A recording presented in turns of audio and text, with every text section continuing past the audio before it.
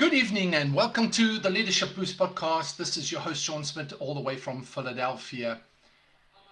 You know, the most difficult part sometimes in life is discovering who you are, discovering what you are about, discovering your strategic purpose, discovering what it is that makes you you.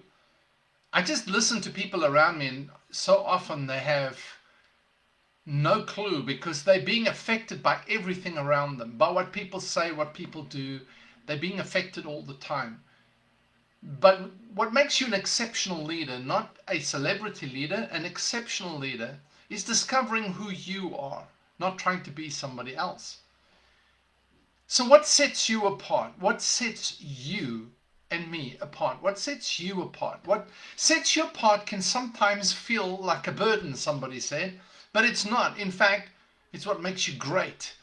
You know, sometimes discovering who you are, discovering your uniqueness, discovering that competitive advantage or that edge about you can be a real struggle. I mean, it's just like you're so immersed in a society that says you've just got to be what we tell you to be. And there's so many distractions, so many things that try and give you identity rather than you finding your own, rather than you finding who you are that sets you apart to be you. And that's what I was saying last night in the last night's episode is that, you know, your greatest competitive advantage is you, just being you, and what you bring to the table, what you bring to the market, what you bring to the team, whatever you bringing makes you unique. The problem is that oftentimes we don't know what we bring. We don't know what sets us apart. So the important thing is to discover who you are, so you can just be you. Because someone will find your uniqueness attractive. For so many years, I apologized for being me. I like communicating. I love doing this audio stuff. I love speaking, doing live, while the live just goes along with it. But I discovered podcasting, jumped on a podcast, started podcasting. Unedited, raw, unedited. I now put a script together because I used the notes later, but I love just getting on and sharing about stuff. I love diving into different areas and learning and discovering and being inspired. And then I love to inspire people. I love to hear people's stories and tell them, especially inspiring stories. I love doing that. I love to just speak, and I love speaking so much. Sometimes I feel like, okay, maybe I've gone over the limit here, but I would apologize all the time. But then I discovered, you know what, that's me. That's my uniqueness. I love communicating. And then people started saying to me, no, don't stop, don't apologize. I got something out of that. And, and then I began to realize, wait a minute, I do have something. And then when I started sharing at workshops in different places around the world, I just began to realize, I have a uniqueness about me. Others might have the same thing, others can speak, others, can share inspiring stories, but nobody can be me. So I don't have to compete, I don't have to compare, I can just be me. What about you? You also have a uniqueness that somebody will find attractive, that somebody needs. Isn't that amazing? Every single one of us are here with a purpose. And when your purpose is stolen, your life ends. You just become an emptiness. Some people never start because they never find their strategic purpose. They never find what sets them apart. They never find their meaning in life. Not just for themselves, but why they are here and what meaning they bring. The thing is, we depend on others to approve or disapprove our uniqueness, our identity, who we are, what we're supposed to do. We're looking to others. We're looking to other things. We're looking to whoever around us, to society, to communities, to cultures. We're looking to political leaders, religious leaders. We're looking to other people to set our identity.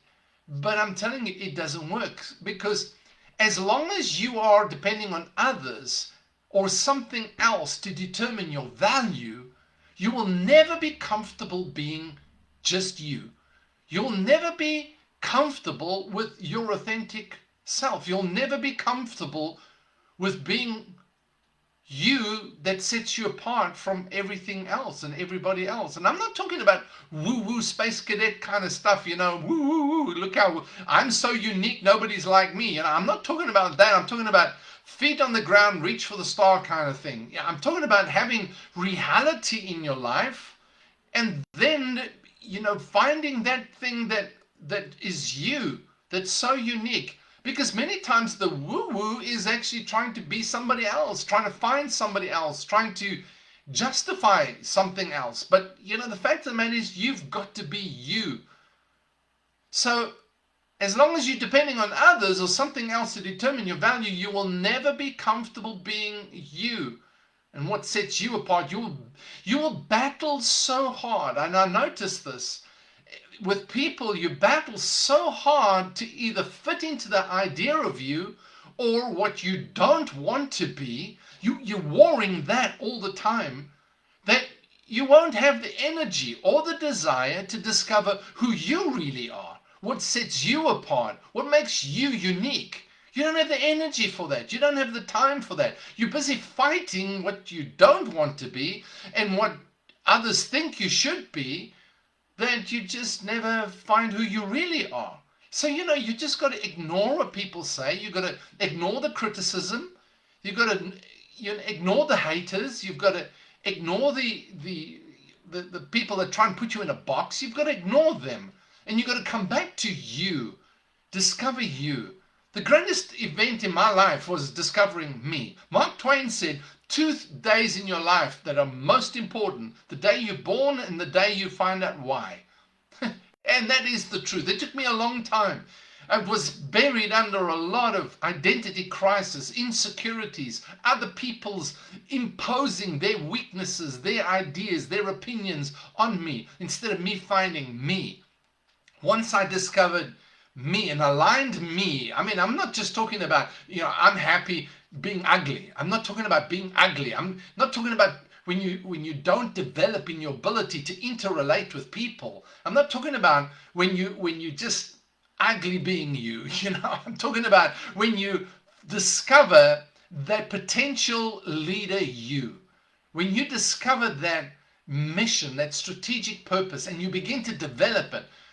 I've had to develop my speaking ability, my communication ability. I don't come from a background that actually does this.